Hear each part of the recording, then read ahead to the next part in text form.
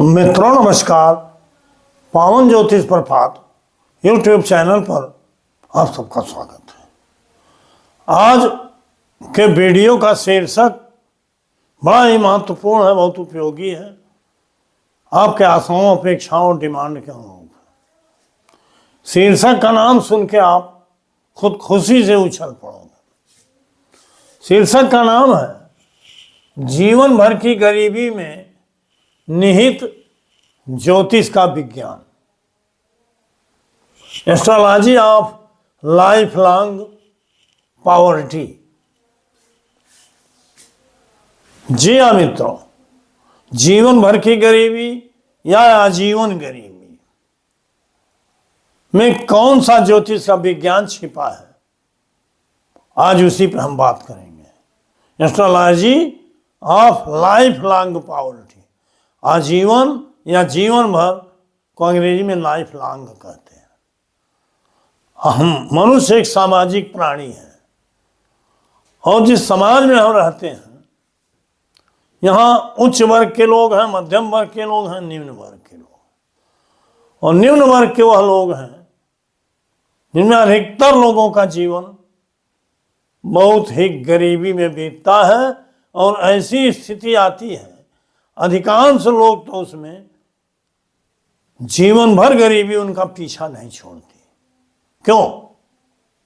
इसके पीछे भौतिक विज्ञान कोई कारण नहीं बनता, बल्कि ज्योतिष विज्ञान ही उसके रहस्य से पर्दा उठा सकता है। और जब हम ज्योतिष की बात करते हैं तो निश्चित रूप से आप ज्योतिष के उस रहस्य को, उस विज्ञान को जानना चाहते होंगे कि आखिर गरीबी, एक गरीब वर्ग है, एक अमीर वर्ग है, एक अमीर गरीब मध्यम है। अमीर तो पूरा धनाढ्य है, मध्यम वर्ग में अमीरी गरीबी मिक्स है, और गरीबी में भी कुछ लोग परिश्रमशील हैं, परिश्रम करके जीवन यापन। कुछ ऐसे हैं जो बेहद गरीब हैं, आर्थिक तंगी है, दरिद्रता है, बदहाली है, बेहाली है। जीवन में धन का न होना ही गरीबी कहलाता है। आर्थिक तंगी हो, इसको लोग गरीबी कहते हैं, क्योंकि धन की जरूरत पड़ती है जीवन यापन। लेकिन जीवन के अन्य भी क्षेत्र हैं, जैसे कोई भी कष्ट है, परेशानी है, असफलता है, हानि है, मान है, सम्मान है, नौकरी है, व्यवसाय है, वाहन है, भूमि है, भवन है, शिक्षा है, जीवन के हर क्षेत्र में अप डाउन लगा रहता है। तो इसका रहस्य क्या है, कारण क्या है? इसका एकमात्र कारण है जो भौतिक विज्ञान तो नहीं बताता, लेकिन ज्योतिष का विज्ञान बताता है। बार बार हमने कई वीडियो में आपको अवगत कराया है कि जो भाग्य में आप लेके आए हो वही मिलता है। विधना ने जो लिख दिया, छठे रात के अंक, राई घटे न तिल बढ़े, रहुरे जीव निसंग। अर्थात भाग्य में जो लिखा है वो मेटा नहीं जा सकता। अब भाग्य को कैसे पढ़ें ज्योतिष में, यह केवल केपी ज्योतिष ही बता सकता है, क्योंकि अन्य ज्योतिष में बहुत ही सूक्ष्म और बारीक सिद्धांत नहीं है।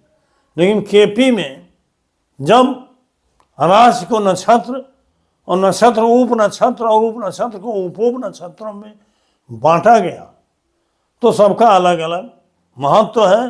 केपी 4 स्टेप थ्योरी का अलग अलग महत्व है, और कस्पल सिग्निफिकेटर या प्लैनेट्स सिग्निफिकेटर, लग्न चार्ट, कस्प चार्ट, ये सबका अलग अलग महत्व है।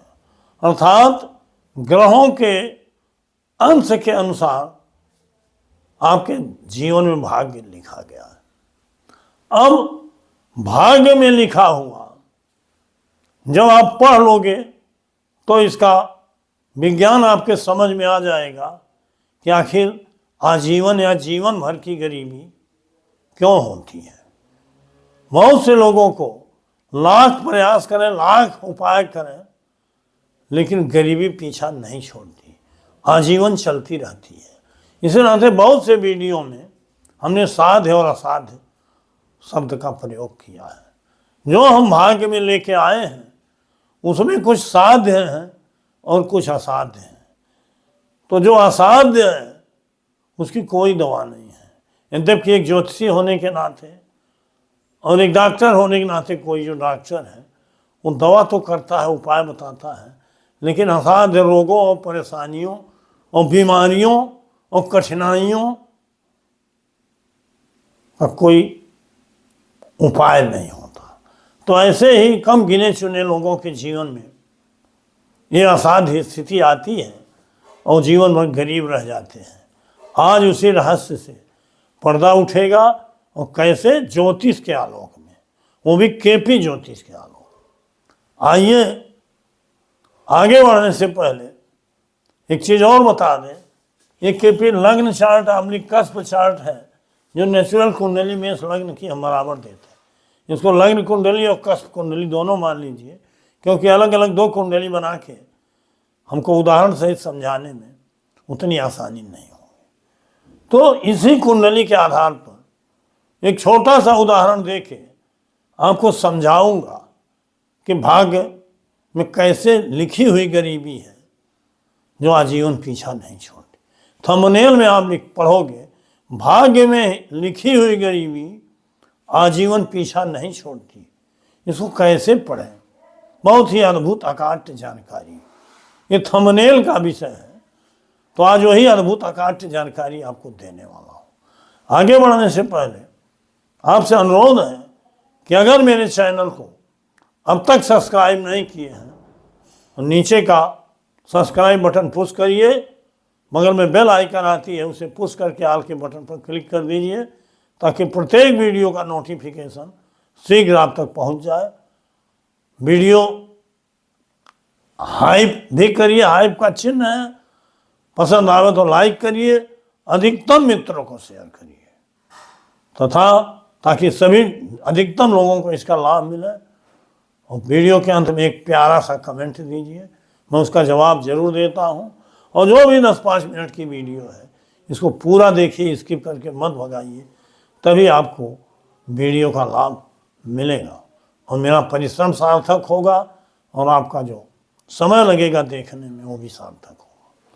तो आइए आगे बढ़ते हैं। मित्रों, हमने बार बार कई वीडियो में बताया कि केपी में भाव समूह होते हैं। हर कार्य के लिए भाव समूह होते हैं, हर घटना के लिए, हर इवेंट के। जैसे अमीरी के भाव समूह हैं, मैंने धन देने वाले भाव समूह हैं 6, 10, 2, 11।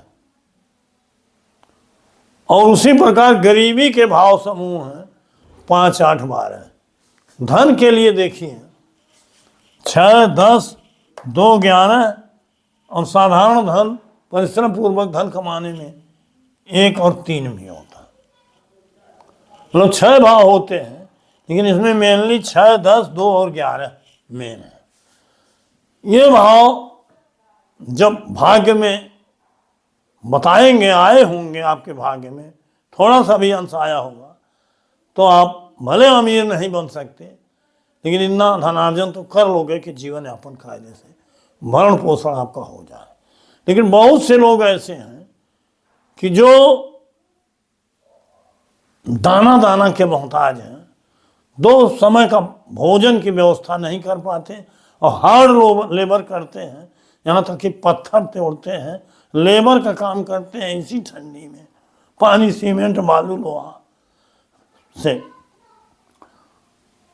अपना जीवन यापन करते हैं। और शाम को उनको कितना मिलता है? 400-500 रुपये। परिवार 5, 7, 8 लोगों का है, कैसे होता होगा भरण? इसके पीछे गरीबी के भाव समूह हैं 5, 8 और 12। अर्थात जब 5, 8, 12 भाव उदित होता है या प्रभावी होता है और भाग्य में वही भाव लेके आप सबल रूप से आए होते हो तो निश्चित रूप से गरीबी पीछा नहीं छोड़। इसी के साथ कहीं द्वितीय भाव, 10वां भाव, क्या एकाध भाव मिल गया तो औसत दर्जे की जिंदगी चलती है। और 6, 10, 2, 11 भाव सबल रूप से आ गए हैं तो अमीर की जिंदगी जीता है आदमी। ये रहस्य है। अब यहाँ हम अमीरी की बात नहीं, गरीबी की बात करते हैं। अगर द्वितीय भाव का उपनक्षत्र स्वामी, हमने बात किया कस्पल सिग्निफिकेटर्स, अर्थात एक लग्न कुंडली होती है और एक ग्रहों का सिग्निफिकेटर होता है, जिसमें दशा अंतर दशा देखते हैं, उनकी 4 स्टेप थ्योरी देखते हैं, तो समय और कर्म उस पर निर्भर होता है। लेकिन एक होता है केपी कस्पल सिग्निफिकेटर, अर्थात 12 भाव के उप नक्षत्र स्वामी कौन है, वे और उनके नक्षत्र स्वामी क्या फल दे रहे हैं, भाग्य में प्रारब्ध में क्या लिखा के आए हो। अगर उसमें कोई आशा की किरण नहीं है तो उस भाव संबंधी समस्या पैदा हो जाती है। यहाँ हम धन भाव की समस्या की बात कर रहे हैं, अर्थात गरीबी, तो यहाँ धन भाव को द्वितीय भाव से देखा जाए। द्वितीय भाव ही बताएगा कि आप अमीर पैदा हुए हैं कि गरीब पैदा हुए हैं कि मध्यम श्रेणी के पैदा हुए हैं। यही द्वितीय भाव है। इसका उप नक्षत्र स्वामी कोई भी ABCD ग्रह होगा और उप नक्षत्र स्वामी किस ग्रह के नक्षत्र में है ये उसमें पता चल जाएगा। वो उप नक्षत्र स्वामी और उसका नक्षत्रेश किन किन भावों को बता रहे हैं, ये सिस्टम आपका बताएगा, या आप गुणा गणित करोगे तब भी आप मालूम हो जाएगा। सिग्निफिकेटर ग्रहों के ही होते हैं, ये आप जान जाओगे। प्लैनेट्स सिग्निफिकेटर अलग विषय है कि वो अच्छे भी होते हैं, अच्छे भाव भी हैं, लेकिन भाग्य में अगर कोई उपलब्धि नहीं है तो ग्रह कितने अच्छे हों, दशा कितनी अच्छी हो, समय कितना अच्छा प्रतीत हो रहा है, लेकिन फल नहीं मिलता है। ये नाते भाग्य को में जो लिखा है पहले उसको पढ़ना जरूरी है। तो आज यहाँ हम उसी को पढ़ना बताएंगे। द्वितीय भाव का उपनक्षत्र स्वामी, मान लीजिए इसी कुंडली में मेष लग्न की कुंडली है, द्वितीय भाव का उपनक्षत्र स्वामी सूर्य है। यहाँ हमने सूर्य को भी लिखा, यहाँ गुरु को लिखा। अभी सिग्निफिकेटर निकालिए। सूर्य जो है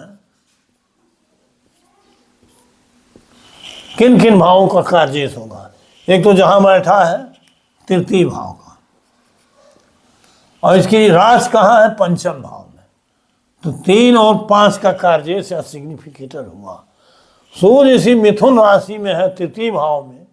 मिथुन में मंगल राहु बृहस्पति का नक्षत्र होता है, तो मंगल राहु का नक्षत्र मान लीजिए 20 अंश तक होता है, मान लीजिए नहीं सही 6:40 कला तक मंगल होता है और 13 अंश 20 कला राहु होता है, अर्थात 20 अंश।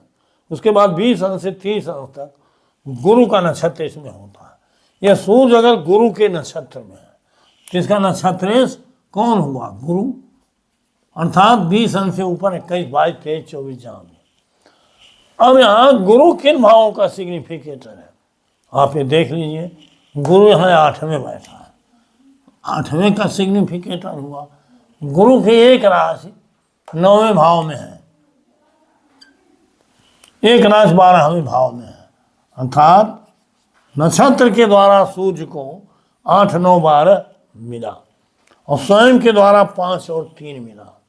हमने बताया 1 और 3, थोड़ा सा परिश्रम करके धन मिलता तो 3 है, और यहाँ 8, 9, 12 मैंने 8, 12 है, यहाँ 5 भी है, अर्थात 5, 8, 12 जो गरीबी देवतक भाव हैं, गरीबी दायक भाव हैं। ये द्वितीय भाव का उपनक्षत्र स्वामी बता रहा है कि आप भाग्य में केवल गरीबी लेके आए हो।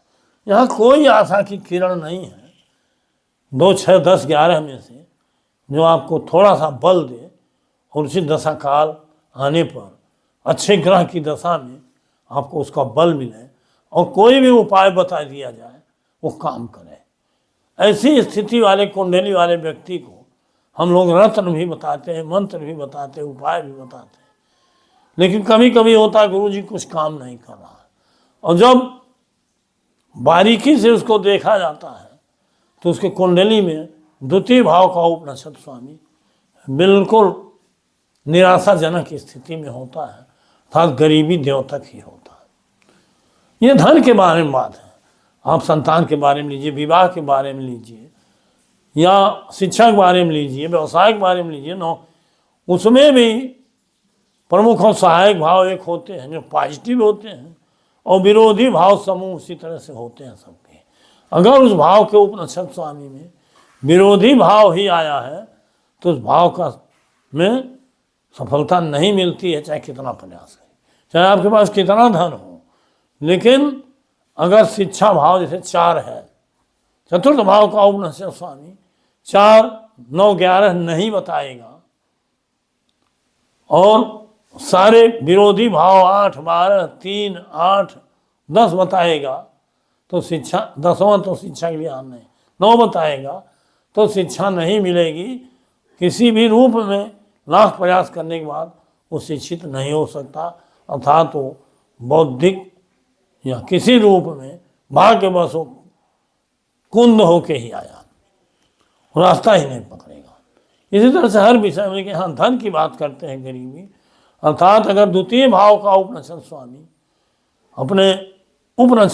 अपने नक्षत्र के द्वारा या स्वयं के द्वारा केवल 5, 8, 12 बता रहा है, जैसे यहाँ सूर्य 5, 8 और 12 बता रहा है, 8, 12 नक्षत्र के माध्यम से आया है, तो जीवन भर गरीबी पीछा नहीं छोड़ती।